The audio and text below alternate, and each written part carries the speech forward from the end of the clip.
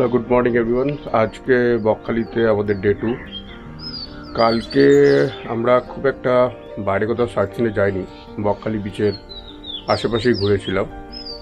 তো আজকে মর্নিংয়ে বেরোবার প্ল্যান করেছি, তো টোটো করেই যাবো এই সমস্ত সাইট সিনগুলো। তো বলে 4.5 ঘন্টা থেকে 5 ঘন্টার মধ্যে সমস্তটা দেখা হয়ে যাবে।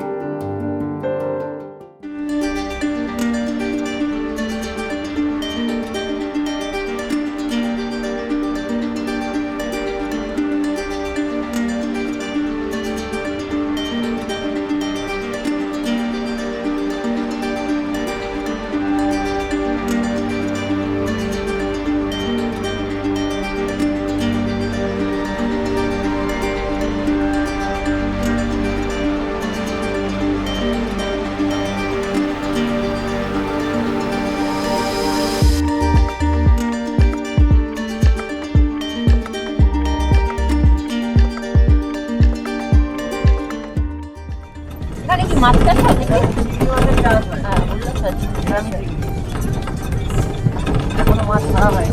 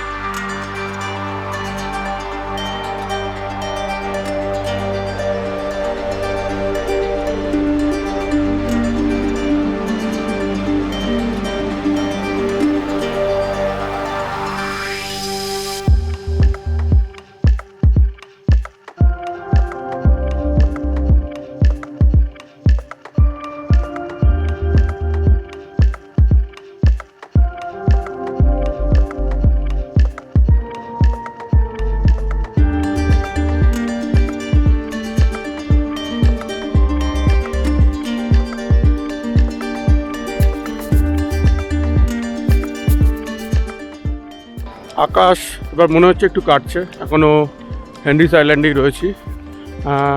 অ্যাকচুয়ালি এত শান্ত নিরিবিলি জায়গা, যা আমার ব্যক্তিগতভাবে খুবই ভালো লাগছে জায়গাটা। বৃষ্টির জন্য অনেকক্ষণই আমাদের ওয়াচ টাওয়ারের নিচে দাঁড়িয়ে থাকতে হয়েছিল, এখন বৃষ্টিটা হালকা হয়ে গেছে।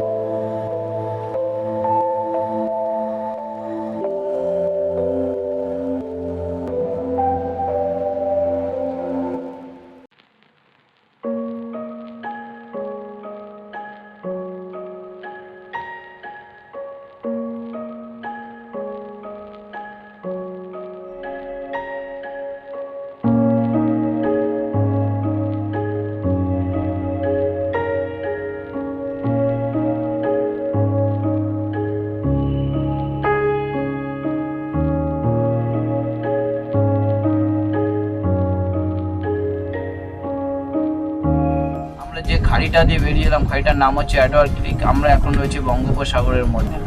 জম্বুর পরিমাণটা হচ্ছে 19,000 হেক্টর জায়গা। জম্বুদ্বীপের মধ্যে পশু পাখির মধ্যে হচ্ছে 120টা আদিবাসী সম্প্রদায় ছিল, ওরা হচ্ছে বন্য শুকর চাষ করেছিল।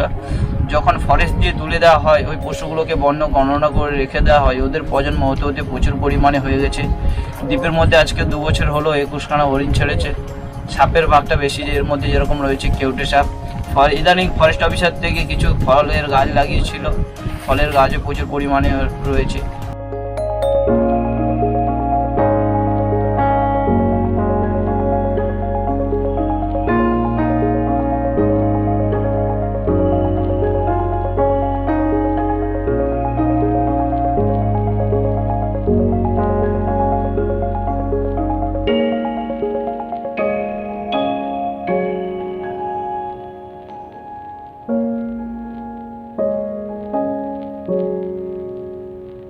এখানকার লোকাল লোকেরা মনে করেন যে অ্যান্ড্রু ফ্রেজার আর এই বাড়িটাতেই থাকতো এবং তার নাম অনুসারেই এই এরিয়াটার নাম হচ্ছে ফ্রেজারগঞ্জ। বাট ঐতিহাসিকভাবে এটা কতটা সত্যি সেটা বলা মুশকিল। আর লোক মনে করেন যে এটাই তার বাড়ি ছিল আর কি।